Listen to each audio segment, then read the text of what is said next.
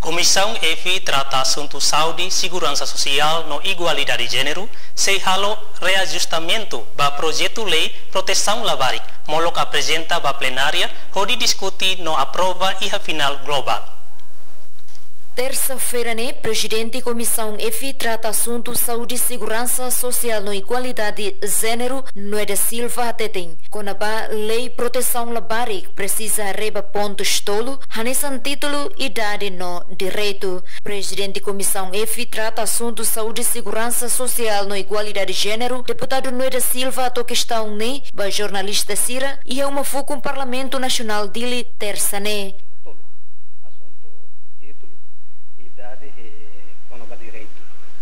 Então, e assunto todo não mas que tem que harela é também e a título lei nem está deterrando a lei proteção balabarik nós vamos ir a nebe e a situação risco.